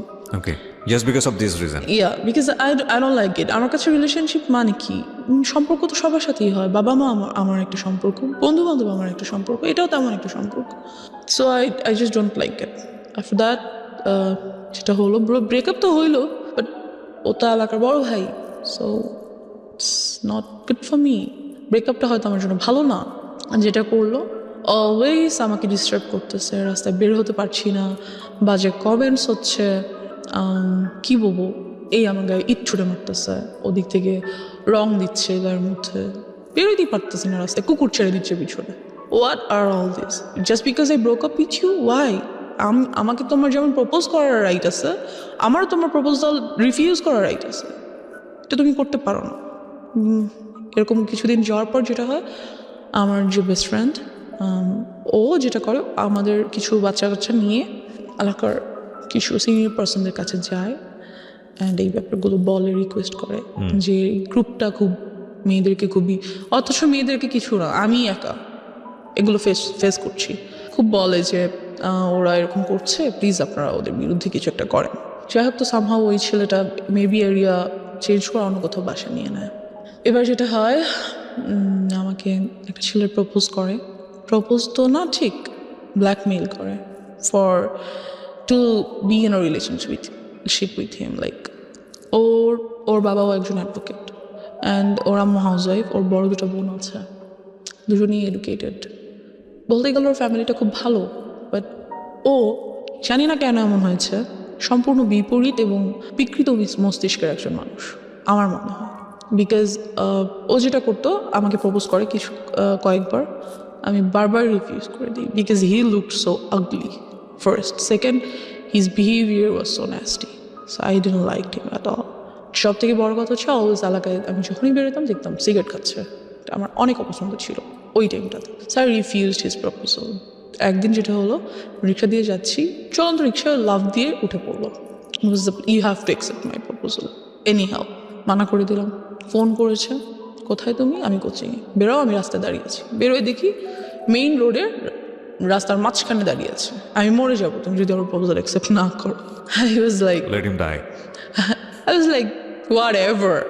দেন যেটা করলো, ওর আব্বুকে দিয়ে আমাকে ফোন করো। মানে চিনতে ভুল করেছে, থাকে না, ওর কমন সেন্স মনে হচ্ছে আসলে আমার একটা দয়া মায়া হবে, and I think she will fall in love with me, that's why ও মাঝখানে দাঁড়িয়ে আছে। বাট সব গাল তো একরকম না, খুশি হয়ে যাবে অনেকে। আই থিঙ্ক আপনি খুশি হয়ে গিয়েছেন, ঠিক আছে, আপদ বিদায় হবে যদি আজকে কিছু একটা হয়েই যায়। Kind of like that, yes, because ও অলওয়েজ পিছন, আমি যেখানে যাচ্ছি সেখানে। ওয়াই? এনিওয়েজ, তোর আব্বুকে দিয়ে আমাকে ফোন করা হলো। তোর আব্বু ভাবলো যে যাক, একটা ভালো মেয়ের সাথে যদি ফ্রেন্ডশিপ হয়, মেবি ও আস্তে আস্তে চেঞ্জ হয়ে যাবে। তো ওর আব্বু ফোন দিল আমাকে, দিয়ে বললো যে আম্মু, আমার ছেলেটা তো তোমার সাথে ফ্রেন্ডশিপ করতে চাচ্ছে। বলছে আমি ফ্রেন্ডশিপ করতে চাই। আব্বু তো আর বলতে পারে না যে আমি রিলেশনে যাবো। তো বাবা কেন ফোন দিয়ে সেটা ইন্সপায়ার করবে? আই ডোন্ট নো, ওর আব্বু আমাকে ফোন করলো। আই থিঙ্ক ও ফোর্স করেছে ফ্যামিলিতে, যে কোনো ভাবে হোক ওটা করেছে যে তোমরা এটা ম্যানেজ করো, আদারওয়াইজ আমি একটা কোনো কিছু করবো। হ্যাঁ, তো ওর আব্বু আমাকে ফোন দিয়ে বললো যে আম্মু তো তোমার সাথে ফ্রেন্ডশিপ করতে চাচ্ছে, তো তুমি ওর সাথে ফ্রেন্ডশিপ করো, দেখো না আমার ছেলেটা অনেক ভালো, ও অনেক লক্ষ্মী ছেলে, হ্যান ত্যান। তা আমি কি বলবো আঙ্কেলকে? আমি বললাম, আঙ্কেল, আমার আম্মু ওর সাথে কথা বলতে নিষেধ করেছে। তখন আমি কিসে পড়ি? ক্লাস 8-এ পড়ি, 7-এ পড়ি, 7-এর শেষের দিকে। তো সামহাউ আমি ওর সাথে ফ্রেন্ডশিপ করলাম। আমি বললাম, no, I can go with a relationship, but I can be your friend. সে ওখানে ওর যেটা মেইনিয়া ছিল, সে খুব সুন্দর গিটার বাজাতে পারতো, গান করতে পারতো। তো ছেলেটা বেশ ভালো বন্ধু হয়ে ওঠে আমার। মানে you was serious about him? No, আমার ফ্রেন্ড হিসেবে দেখা করে, দ্যাটস ইট। যে আমার বন্ধু, কারণ আমি মেইনলি আমার আব্বুকে সব কিছু বলেই করার চেষ্টা করি, ভেরি গুড, যতটুকু সম্ভব, যতটুকু পসিবল। বিকজ আমার আব্বু তো অলওয়েজ বিজি থাকে। যাই হোক, তো একদিন অফিস থেকে আসার সময় আমাকে ফোন করে যে তুমি কোথায়? তো আমি তো কোচিংয়ে ছিলাম সন্ধ্যায়, সেখান থেকে গান বাজনা করতে যাবো এমন কিছু, বা আড্ডা দিতে যাবো। তো আমি আম্মুকে বলি, আম্মু আমি অমুক জায়গায় আছি, তুমি আসো। তো আম্মু আসার পর আমি সবার সাথে মিট করাই, নট ওর সাথেই দেখা করাতে হবে, সবার সাথেই দেখা করাবো, বন্ধু বান্ধব সবার সাথে। তো বাট আমি ওর সাথে পরিচয় করিয়ে দিই আম্মুকে স্পেশালভাবে, আম্মু এটা আমার বন্ধু। তো ওর কাছে মনে হয় যে no, she is so serious about me. আম্মুর সাথে আমাকে পরিচয় করে দিছে, তার মানে তো শেষ আমি। অ্যান্ড ও এমন কোনো ছেলে ছিল না যে খুব কারো ব্যাপারে সিরিয়াস হয়ে যেতে পারে, এমন কেউ ছিল না। সো আমাকে ফোন দেয় সন্ধ্যা, পরের দিন সকাল ফোন দিয়ে বলে দ্যাট আমি তোমার সাথে আর কোনো রিলেশনশিপ রাখবো না। তোমার আমার মধ্যে তো কোনো রিলেশনশিপ নাই, we are just friends, right? যে whatever, I'm ditching you, you are dumped by me, এমন কিছু। লাইক তুমি কি আমাকে ইনসাল্ট করার জন্য এটা বলছো? যেটাই ভাবো, তুই আমাকে আর নেক্সট টাইম কল দিবা না, আমার সাথে কোনো কন্ট্যাক্ট করার ট্রাই করবা না, দ্যাটস ইট। আমার এত বিরক্ত লাগে যে why did I do? তুমি আমার জন্য পাগল ছিলা, রাস্তার মাঝখানে যে দাঁড়ায় থাকতাম, যদি রিলেশন করি, এখন হঠাৎ করে বলতেছো আমি তোমার সাথে কল না দিই। কি করছি আমি? আমার ফল্টসটা কোথায় আমি বুঝতেছি না। দেন হোয়াটএভার, আমি ওটা বাদ দিয়ে দিই। একদিন যেটা হয়, খবর আসে যে ওকে অ্যারেস্ট করে ফেলা হয়েছে, because he was dealing drugs. তো ওকে পুলিশ অ্যারেস্ট করে, এই অবস্থায় রেড হ্যান্ডেড ওকে অ্যারেস্ট করা হয়। সো কোন ক্লাসে ছিলেন আপনি তখন? তখন আমি 8-এ পড়ি। ক্লাস 8-এ পড়েন। ও কোন ক্লাসে পড়ছিল? ও maybe intermediate or something like that. যাই হোক, তো আমি ওর আব্বুকে ফোন করি যে আঙ্কেল এরকম এরকম এটা হয়েছে, হ্যান ত্যান। তো আঙ্কেল বলে যে না, আমি যাব না। যাই হোক গিয়ে বলছি, আঙ্কেল আপনি আমাকে ফোন করে আপনি সাথে সাথে ফ্রেন্ডশিপ করতে বলছেন, ও এত ভালো ছিল, তা আজকে ওকে পুলিশ কেন নিল? নিচ্ছে যখন আমি আপনাকে জানাচ্ছি আপনি যেতে চাচ্ছেন না, এখন আমাকে কি করতে বলেন? আমি কি করবো? তোমার কিছু করতে, বাট ওর বন্ধুরা আমাকে বারবার ফোন করছে যাতে আমি 10,000 টাকা নিয়ে যাই। বুঝতে হবে আমি ক্লাস 8-এ পড়ি, আমার কাছে 10,000 টাকা কোত্থেকে আসবে? Right. It's not possible for me.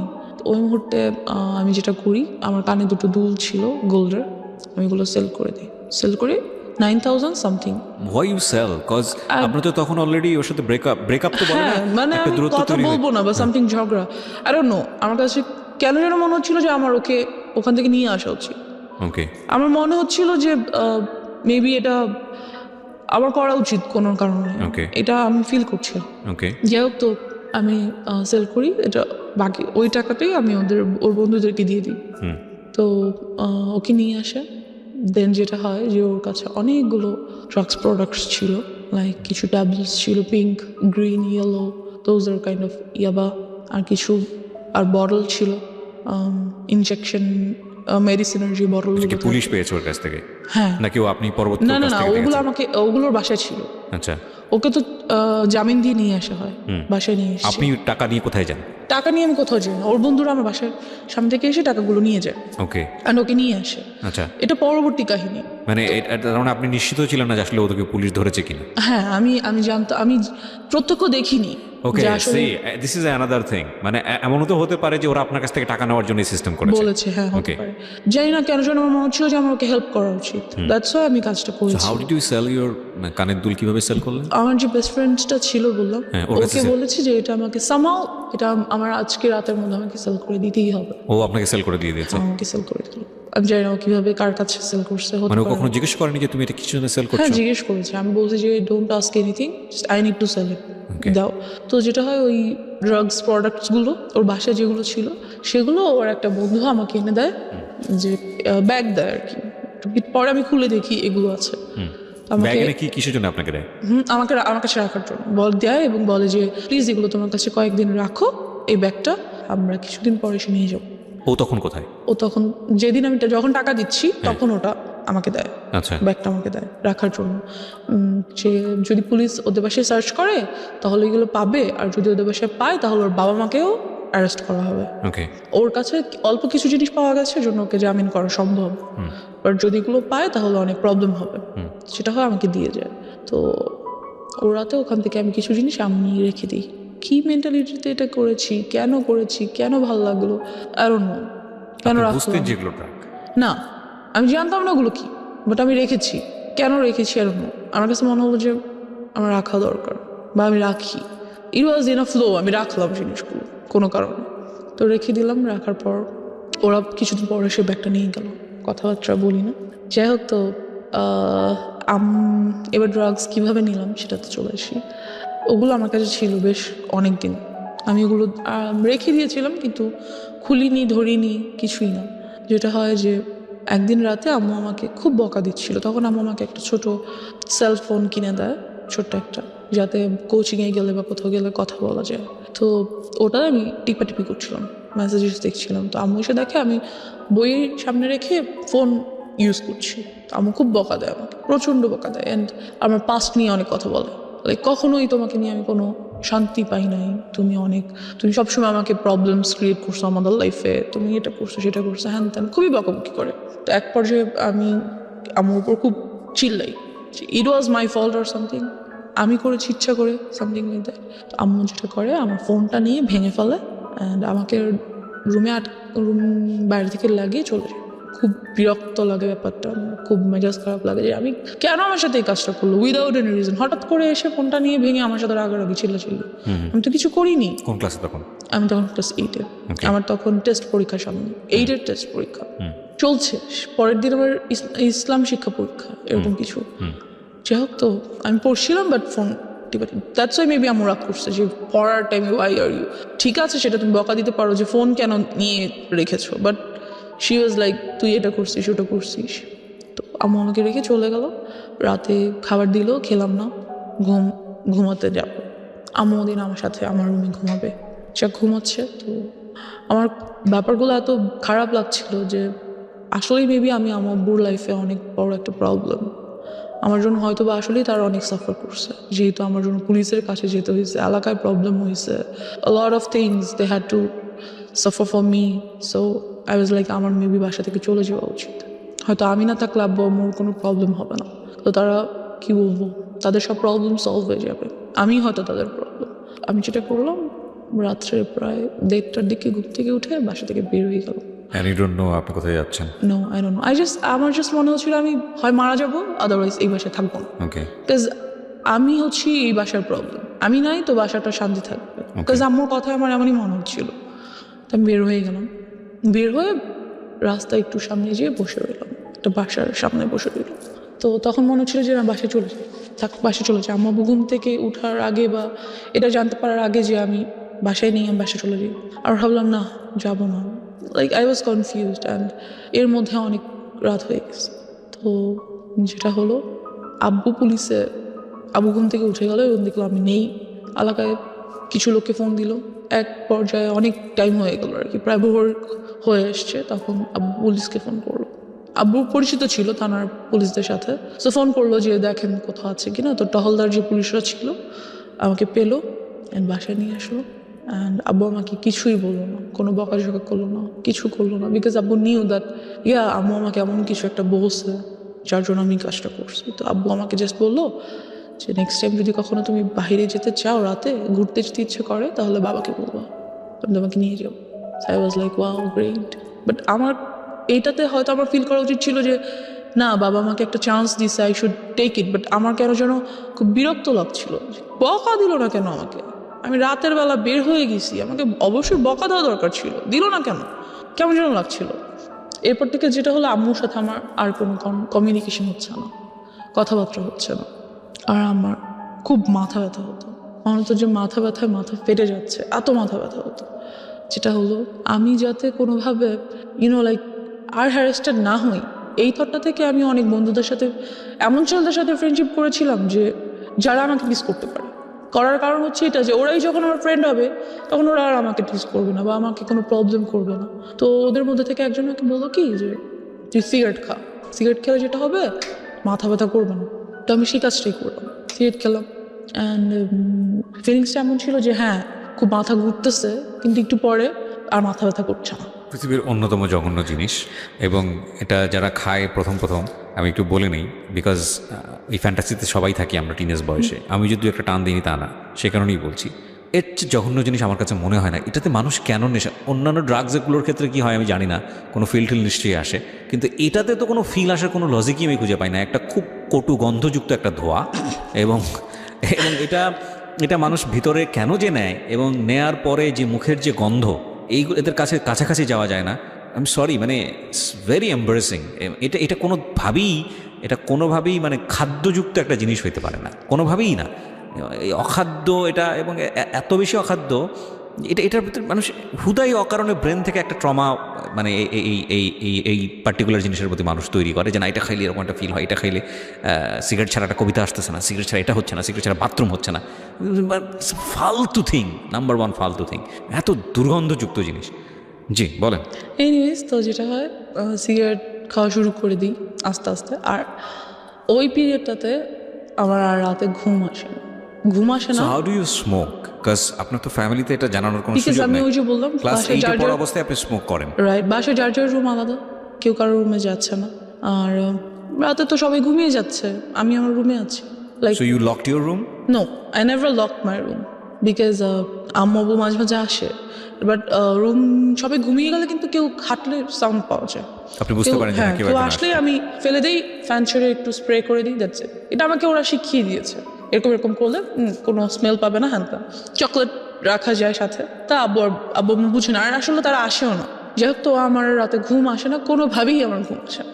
ঘুম আসলেই আমি আজেবাজে স্বপ্ন দেখি, চোখ বন্ধ করলেই আমি দেখি that someone is trying to do something with me, they are like holding me, আমাকে দুই দিক থেকে দুজনে ধরে টেনে ছিঁড়ে ফেলতেছে। ভয়ানক সব স্বপ্ন দেখি, লাইক আমি ঘুমাতে পারি, ঘুম আসলে ঘুম ভেঙে যায়। আজে বাজে স্বপ্ন দেখে।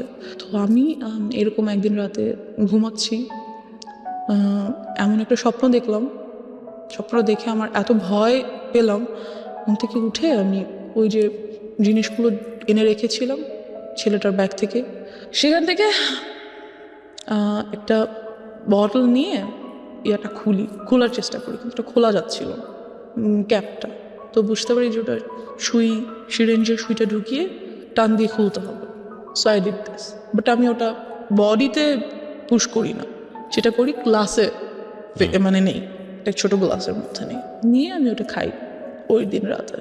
যেটা হয় যে ওটা এতটা তিতা ছিল, আর খাওয়ার ঠিক 10 থেকে 15 মিনিটের মধ্যে আমি সেন্সলেস হয়ে যাওয়ার পর আব্বু আম্মু সামহাও মেবি আমাকে রাতে দেখতে এসেছিলো যে ঘুমাচ্ছি কিনা, ঠিক আছে কিনা, একটু বাদে আর কি। আমি সেন্সলেস হয়ে যাওয়ার কিছুক্ষণ পর তো দেখে আমি মাটিতে শুয়ে আছি, ফ্লোরে। তো তারা এসে দেখে, আব্বু আমাকে ধরে সোজা করে দেখে আমার মুখ থেকে ফেনা বের হচ্ছে। দেখে আমাকে সাথে হসপিটাল নিয়ে যাওয়ার পর হোয়াট ওয়াজ ইট? এটা কি ছিল? I don't know, maybe some drug product যেটা বডিতে নিতে হয়, অফকোর্স, যেহেতু ইনজেকশন ইয়াগুলোতে ছিল, বটলগুলোতে ছিল। সেটা আপনি খেয়ে ফেলেছেন? হ্যাঁ, সেটা আমি খেয়ে ফেলেছি। আমি বুঝতে পারিনি যে জিনিসটা আসলে যে কী ধরনের ড্রাগ প্রোডাক্ট, বুঝতে পারছিলাম না। যেটা হয় তো নিয়ে ওয়াশ করে বাসায় নিয়ে আসি, 2 দিন হসপিটাল থেকে বাসায় চলে আসি। এরপর থেকে আমি কেউ যেন আমার ভালো লাগে না, আমি রাতেও ঘুমাতে পারি না, দিনেও আমার কিছুতেই শান্তি লাগছে না, কিছুতেই আমি থাকতে পারছি না। যেটা শুরু করি, সিগারেট তো খাই, সাথে ফ্রেন্ড সার্কেলরা আমাকে বিভিন্ন ধরনের মদ এনে দেয়, ওগুলো খাই, বাট তাহলে আমি ঘুমাতে পারি। যেটা ঘুমাতে পারি বলতে কি, মানে সেন্স থাকে না কোনো, ঘুমিয়ে যাই, সকালে উঠি, এই ঘুম বলা যায় না এটাকে আর কি। তো এভাবে করতে করতে এক পর্যায়ে যেটা হয়, আমার হেলথ খুব খারাপ হয়ে যেতে থাকে। তো আমি বুঝতে পারি that whatever I am doing is not good for me.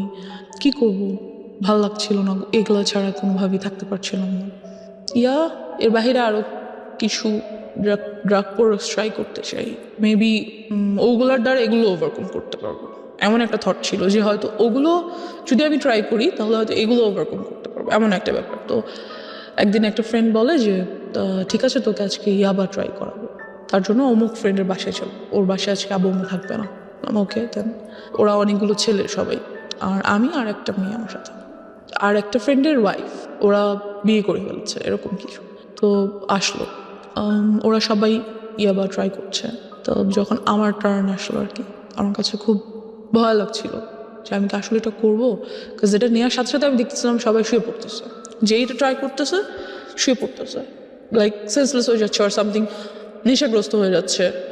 তো আমার খুব ভয় লাগছিল যে আমি কি আসলে এটা করব। তো ভাবলাম যে করবো না, খুব ভয় পাচ্ছিলাম। ওখান থেকে চলে আসি সামহাও। তো ওরা আমাকে যেতে খুব মানা করে। তো ওদের মধ্যে থেকে 2জন অপরিচিত ছেলেও ছিল, ওরা নিচ্ছিল না, ওদের আমার আগে নেওয়ার কথা ছিল। 2টা কারণে আমি ভয় পেয়েছিলাম, ওদের আমার আগে নেওয়ার কথা ছিল, বাট ওরা নিচ্ছিল না। তো আমি ভাবলাম যে হতে পারে যে আমাকে এজন্য এখানে আনা হয়েছে যে আমি ড্রাগসটা নিব, then they are going to do something. আমার ব্রেনে শুধু এটাই কাজ করছিল, যাচ্ছে আমি নিলাম না, চলে আসলাম ওখান থেকে। অ্যান্ড ড্রাগ অ্যাডিকশনের মধ্যে তাহলে কিছুই পড়ে না, শুধু পরে আমি খুব সিগারেট খেতাম। অ্যান্ড এলাকায় সবাই এটা জানতো, আব্বুকে খুব বিচার দিত। তো একদিন আব্বু আমাকে সরাসরি এসে ধরার জন্য রাতে ঘুমায় না, বিকজ পাশের বিল্ডিংয়ের লোকের আব্বুকে এটা বলতো, সিগারেট খায় আমরা দেখি, হ্যাঁ, ছাদে যেয়ে খায় বা বারান্দায় বসে খায় আমরা দেখি। তো একদিন রাতে আব্বু ঘুমায় না, আমি সিগারেট খাচ্ছি, এরই মধ্যে আব্বু রুমে এন্টার করে। আমি বুঝতে পারি না, বিকজ ফ্যান চলছিল, আমি খেয়াল করি না, শব্দ পাই না। তো আব্বু এসে আমার সামনে এসে দাঁড়িয়ে he says, you have cigarettes? I say yes. কিছু করার নেই, আমাকে তো দেখে ফেলেছে। দেন হি সেইজ, আমাকেও দাও, আমিও একটু খাবো। বাবা কখনো সিগারেট তো দূরের কথা, চাও খায় না, কিছুই খায় না, কোনো ধরনের ভাত বা নর্মাল খাবার ছাড়া কোনো কিছু বাবা খায় না। হি সেইড, আমাকে একটু দাও, আমি খাবো। কেন খাও, কি ভালো লাগে, বকা দেয় না আমাকে কোনো। সো আব্বু ওদিন সারা রাত আমার সাথে অনেক গল্প করে, তার লাইফ সম্পর্কে অনেক কিছু বুঝায়। দেন যেটা হয় যে আমি বুঝতে পারি, বাট সিগারেট ছেড়ে দেওয়াটা তো ইজি না, and I couldn't do that. তো আমার যে বেস্ট ফ্রেন্ডের কথা বলছিলাম, সবই জানতো মোটামুটি। এক পর্যায়ে আমাকে প্রপোজ করে that yes, I like you so much and I think you must be my ও জানতো যে আপনার এই Yeah. আদ্যপান্ত সব জানতো? হ্যাঁ, ও সব কিছু জানতো, ও ছোটো থেকে আমার সাথে ছিল। অ্যান্ড আপনার এই ধরনের অ্যাক্টিভিটিসে আপনার পড়াশোনায় কোনো ক্ষতি হতো না? হ্যাঁ, অফকোর্স আমার রেজাল্ট অলওয়েজ খারাপ হতো, পড়াশোনায় মনোযোগ ছিল না, এরকম চিন্তা কিছু। করে দেখেন, একটা root cause basically sexual harassment, and ওই জায়গাটা থেকে একটা মেয়ের জীবনটাকে কিভাবে অন্যদিকে নিয়ে যাচ্ছে। ওকে, তো ওর প্রপোজালটা আমি অ্যাকসেপ্ট করে ফেলি। ও আমার ক্লাসমেট, বাট ও জানি না ও ইচ্ছা করে কি না বা আল্লাহ প্রদত্ত হতে পারে, ওর সাথে থাকার কারণে দেখা গেছে আমি অনেক কিছু স্কিপ করতাম। লাইক হ্যাঁ আচ্ছা কোচিংয়ে যাও, প্লিজ যাও পড়ো, ওকে আমার নোটটা নাও, লাইক পড়াশোনার ব্যাপারেও আমাকে খুব হেল্প করতো। অ্যান্ড যেটা হতো যেই জিনিসটাতে আমি ভয় পেতাম, like if somebody touches me, আমি এটা কখনো নিতে পারতাম না যে কেউ আমাকে টাচ করতেছে। আমার কাছে এসে কোনো ছেলে বসলেও আমার বিরক্ত লাগতো, ভালো লাগতো না। আমি হ্যালুসিনেট করতাম that he is coming towards me, trying to touch me, something like that. আমি মেন্টালি লাইক কী বলবো, উইক হয়ে যাচ্ছিলাম। বাট এই কাজটাও কখনো করতো না, যেটা আমাকে ওর কাছে খুব কমফোর্ট ফিল করতাম। Okay okay, because he never use to do this, যেটা আমার ছেলেদের প্রতি অলওয়েজ থিঙ্কিং ছিল, এই কাজটাও করতো না কখনো আমার ওকে। সাথে। So he was like very friendly with me, helpful, lovable, something like that. তো নোট করে দিত, আমার সব নোটও করে দিত, হোমওয়ার্ক করে দিত, লাইক ও আমাকে ইন্সপায়ার করতো সব কিছুতে, আমাকে বুঝায় বলতো। I use to cry with him that I had all this in my life. সাধারণত বেসিক্যালি দেখা যায় কি যে কোনো ছেলে যদি রিলেশনশিপে যেতে চায়, তারা কখনোই এমন একটা মেয়ের সাথে রিলেশনশিপ করবে না যার লাইফে এই ধরনের হিস্ট্রি ছিল। I guess no. অ্যান্ড কোর্সটা তো গুড, অ্যাটলিস্ট ওরা একবার হলেও বলবে যে তুই এগুলো করে আসছিস। যখন একদম টেম্পার লুজ করে তখন এগুলো হ্যাঁ, করা দেয়। আর ওকে অ্যাবিউজ করবে, আর ওকে ইউনো কী বলবো, একটু আন্ডার এস্টিমেট করবে। বাট যেটা ওর ক্ষেত্রে হতো, কখনোই এই কাজগুলো আমার সাথে করতো না। আর অলওয়েজ আমাকে খুব ইন্সপায়ার করতো that it's okay, you are going to overcome all this, it's fine. How your family treated you? Because you know, বাবা জেনে গেল যে তুমি সিগারেট করছো, আমি তোমাকে তুমি করেই বলি, বিকজ তুমি আমার অনেক ছোটো হবা, এতক্ষণ পরে তুমি চলে এসছো। It's okay. সো তুমি সিগারেট নিচ্ছ এবং তোমার বাবা তোমার সাথে বিষয়গুলো শেয়ার করছে, তারও পার্সোনাল লাইফ শেয়ার করছে, তার মানে খুব ইন্টেলিজেন্টলি সেই জিনিসটাকে ডিল করছিল। right. এবং সে খুব ভালোভাবে বুঝতে পারছিল যে আমার মেয়েকে যদি আমি এখন খুব অতিরিক্ত শাসনের জায়গায় নিয়ে যাই, সে আরও বেশি খারাপ হয়ে যেতে পারে। সো খুব ইন্টেলিজেন্টলি সে ডিল করছিল। বাট এটা নিয়ে কি তোমার বাবা মার মধ্যে কোনো ধরনের কোনো ঝামেলা দেখতা? কোর্স তারা কি বলবো, তোমাকে নিয়ে ঝগড়া করা বা না কোনো তাহলে? না, আমার আব্বু আম্মু খুব কাম, আগেই তো বলেছি। তারা ঝগড়া করতো না, বাট টেন্সড থাকতো অফকোর্স। মাঝে মাঝে যদি আমি যেহেতু রাতে ঘুমাতে পারি না, স্টিল পারি না, আমি যদি উঠে তাদের রুমের কাছাকাছি যাই। তুমি রাতে ঘুমানো বলে আমার অনুষ্ঠানগুলো শুনেছো, that's why you are here. এটা আমি একটু জাস্ট খালি বলে দিলাম। ও কোনো অ্যান্ড্রয়েড ইউজ করে না এবং এটার পিছনে একটা রিজন আছে। রিজনটা কি বলো তো? রিজন হচ্ছে যেহেতু লাইফে অলরেডি এত কিছু হয়ে গেছে, অ্যান্ড্রয়েড ইউজ করা মানে বাবা মা চিন্তা করে অ্যান্ড্রয়েড ইউজ করলে অনেক কিছু, আর অ্যান্ড্রয়েড দিয়ে পাওয়া যায় না। ফেস হতে পারত। হ্যাঁ, পাওয়া যায় না এমন তো কিছু নাই অ্যান্ড্রয়েডে, সব কিছু পাওয়া যায়। So আমি আরও ইনফরমেশন জানবো, হয়তো আরও অনেক কিছুর ব্যাপারে জ্ঞান খুলে যাবে, সেগুলো ট্রাই করতে চাই। আরো বেশি ডিরেইলড হয়ে যেতে পারো তুমি, Yeah, like যে তুমি ড্রাগের কাছে চলে গিয়েছো। রাইট। সো দ্যাটস ওয়াই ওনারা বলেছে যে তুমি এটা থেকে দূরে থাকো, এবং আলটিমেটলি তুমি এটা এগ্রিও করেছো। অফকোর্স। সো তুমি তো আসলে অবাধ্য না, যেটা মনে হয়েছে।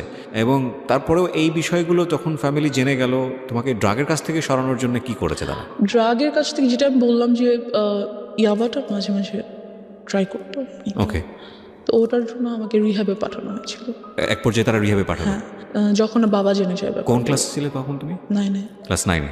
আচ্ছা, তারপর? বেশি দিন আমি ছিলাম না অবশ্য সেখানে। বেশি দিন কি, আই মিন টু সে, ওখানকার ডাক্তারদের সাথে খুব কথাবার্তা হতো, আর যা ট্রিটমেন্ট ছিল বাসাই তা চলতো। বিভিন্ন ধরনের মেডিসিনস অ্যান্ড ট্রিটমেন্টস ওগুলো বাসাই হতো। তারপর আস্তে আস্তে সেগুলো থেকে চলে যাই। অ্যান্ড আল্লাহর রহমতে আমি এখন কোনো কিছুই আর নিই না, nothing. I'm totally out of it. এখন তো ফ্যামিলি সবকিছু জানে তোমার সম্পর্কে। হ্যাঁ, তো সবকিছু জানার পরে তারপরে সবকিছু বলতে জানে আর কি। মানে ডেফিনেটলি তুমি যেগুলো এখানে যেগুলো বলেছো সেগুলো থেকে আমার কাছে মনে হয়েছে যে অনেক কিছুই জানে। তো এরপরে তোমার প্রতি তাদের যে আচরণটা, সে আচরণটা কি তোমাকে কমফোর্ট দেয় ফ্যামিলি এনভায়রনমেন্টে? হ্যাঁ, of course comfort. They are a comfort zone for me, of course they are. Because আমার আব্বু খুব ইন্টেলিজেন্টলি সব কিছু হ্যান্ডেল করে। দে ফিলস যে হ্যাঁ আমার ওকে কন্ট্রোল করা দরকার, আর আমাকে ম্যানেজ করা দরকার, মেনটেন করা দরকার, বাট ওকে টর্চার করে না, মেন্টালিও না, ফিজিক্যালিও না, because they knows about it. আসলে ওনারা ওনাদের জায়গা থেকে বেস্ট ট্রাই করেছে আমার মনে হয়, এর থেকে বেশি কি করবে। আর একটা বাবা মা যখন বাবা মাদের বয়স যদি বলি, আমার আব্বু আম্মুর বয়স, সেই সময়টাতে তো বাচ্চারা ফ্রিভাবে ঘোরাফেরা করতো, কেউ কিছু বলতো না, সবার মেন্টালিটি অনেক ভালো ছিল, সাফ ছিল। Definitely we are not accusing anybody, but সিচুয়েশনে যখন একটা শিশু বড় হচ্ছে কোনো একটা পার্টিকুলার সিচুয়েশনে, ওই সিচুয়েশনে চারপাশে যা থাকবে সেটাকেই সে অ্যাবজর্ব করবে। রাইট। ওই সিচুয়েশনটা যদি তার জন্য প্রতিকূল হয়, সেটাকে সেভ করার দায়িত্ব প্রথমত বাবা মার। সমাজ তো অবশ্যই, পরিবার তো অবশ্যই, তাদের একটা ভূমিকা আছে, এবং সেই জায়গায় অনেক বড় বড় ল্যাক আছে আমাদের, বিশেষ করে নারী শিশুদের ক্ষেত্রে, নারীদের ক্ষেত্রে, এবং অফকোর্স শিশুদের ক্ষেত্রেই আমি বলবো। এবং এই যে ধরনের যৌন নির্যাতন, এই নির্যাতন এটা কিন্তু শুধু বাংলাদেশের সিনারিও না, এটা কিন্তু সারা ওয়ার্ল্ডেরই সিনারিও। এবং সেখানে আমরা দেখি যে স্পোক পারসন, মানে যারা এই বিষয়গুলো নিয়ে কথা বলেন, তারা ইনডিটেলি জান না কী হয়। এবং খুব ভালো, আমি তোমাকে মানে স্যালুট করি যে সামহাও কাউকে না কাউকে তো এগিয়ে আসতে হবে, কাউকে না কাউকে তো বলতে হবে। তুমি কি মনে করো যে এগুলো নিয়ে স্পিক আউট বললে এটা কিছুটা হলো কমবে, বা এখানে একটা ইফেক্ট পড়বে, বা যারা এই কাজটা করে তারা সতর্ক হবে? অফকোর্স হবে ইনশাল্লাহ, আর হওয়া উচিত। বিকজ আমরা মেয়েরা আজকাল অনেক কিছু করতে চাই, মেয়েরা পাইলট হয়, ডক্টর হয়, ইঞ্জিনিয়ার হয়, অনেক কিছু হয়। হতে হলে কিন্তু অনেক কিছু ফেস করতে হয়। যে যত বড় হবে, যত উপরে উঠবে, তার ততগুলো ধাপ পেরিয়ে যেতে হবে। আর সেই প্রত্যেকটা ধাপে ধাপে কোনো একটা বিপদ হয়তো ওয়েট করছে। সে যদি নাই জানে যে কোনো একটা বিপদ আমার জন্য ওয়েট করছে আমার মতো, তাহলে সেটা সে ওভারকাম করবে কিভাবে, তাকে জানতে হবে। কিন্তু আমার জায়গাটা হচ্ছে ওইটাই, যে যারা সুযোগটা নিল, লাইক তোমার স্কুল টিচার, ইভেন গাড়ির ড্রাইভার, ইভেন তোমার বাসার কাজের লোক, ইভেন কাজের মিস্ত্রি, কেউই তো বাদ যায়নি, রাইট? তো তুমি কি মনে করো যে তোমাদের মতো যারা ভিকটিম আছে, যারা এইভাবে বিভিন্নভাবে হচ্ছে ফ্যামিলিতে টর্চার, এখানে একটা ছেলেও হতে পারে, হ্যাঁ, যেও হতে পারে, তো তাদের আসলে বলা উচিত, অন্তত ফ্যামিলিতে বলা উচিত, বেশি বেশি করে এই বিষয়গুলো ওপেন আপ করা উচিত, তাদের জানানো উচিত, তাদের প্রবলেমসগুলো শেয়ার করা উচিত। এতে করে যারাই কাজটা করছে তারা ভয় পাবে, রাইট? তাদের মনে হবে যে এই কাজটা যেহেতু এগিয়ে আসছে মানুষ সামনে, আমি নেক্সট টাইম করলে আমার শাস্তি হবে, রাইট? তাদের ভয় পাওয়া উচিত, এবং ভয় পাবে তারা বলবে। এবং আমিও বলতে চাই যে এই যে অন্ধ কুসংস্কার একটা সামাজিক মানসিকতা, যে ওনার মেয়ে এটা হয়েছে না জানি ওনার মেয়ে কত খারাপ, বা ওনার ছেলে এটা হয়েছে না জানি ওনার ছেলে কতটা খারাপ, এই না জানি থেকে আমাদেরকে বের হতে হবে। কে কি মনে করলো না করলো, সেই জায়গাটায় যদি কোনো ইনজাস্টিস থাকে, এবং সেই ইনজাস্টিসটাকে আপনি নিজের সম্মানের জায়গাটা থেকে যদি মনে করেন যে ওকে আমি এই ইনজাস্টিসটাকে মেনে নিচ্ছি নিজের সম্মানের জায়গা থেকে, ফাইনালি আপনার সম্মান থাকে না আসলে, এটা কোনো না কোনোভাবে এটা কিন্তু আপনি হ্যারাসমেন্টের শিকার হচ্ছেন। So you are right now 19, এবং আমি মনে করি যে জীবনে আরও অনেক অভিজ্ঞতা সামনে আছে, অ্যান্ড ইনশাল্লাহ it will be positive for you. আমি ডেফিনেটলি থ্যাঙ্কস জানাই তোমার বাবা মাকে, তারা তোমাকে অনেক লিবার্টি দিয়ে বড় করছেন, বাট এই জায়গাগুলো আমার মনে হয় না তোমার ক্ষেত্রে তুমি যে পরিমাণ সাফার হয়েছে, তোমার ইয়াঙ্গারের ক্ষেত্রে অতটা সাফার হওনি, কারণ তোমার একটা অভিজ্ঞতা ছিল, তো তোমার জায়গাটা থেকে তুমি ওকে শেল্টার দিতে পেরেছো। সো সেই জায়গাটা থেকে আমি মনে করি যে ডেফিনেটলি আজকের এই এপিসোডটা অনেকের জন্যই লার্নিং হবে, এবং আমি তোমার জন্য উইশ করি যে তোমার একটা বেটার ফিউচার হোক, এবং তুমি রাইট নাও 19, এবং তুমি অনেক ভালো পড়াশোনা করো, তোমার লাইফের যে এইম আছে সেই জায়গাগুলোতে তুমি খুব ভালো করো। আর দিন শেষে যাই কিছু করি না কেন, আমাদের একটা জিনিস মাথায় রাখতে হবে, we live in the society, we live in the family, এবং আমাদের যে প্রবলেমগুলো আছে সেগুলো হয়তো আমাদের কিওর করতে হবে, but we can deny our society, we can deny our family. So বাবা মা যাই কিছু করুক না কেন, যেটাই কিছু করুক না কেন, তারা আমাদের বেস্ট গিফট আমাদের দুনিয়াতে, এবং we have to respect them, এটা হচ্ছে শেষ কথা। So thank you so much আমার এখানে আসার জন্য, wish you best of luck. Thank you so much.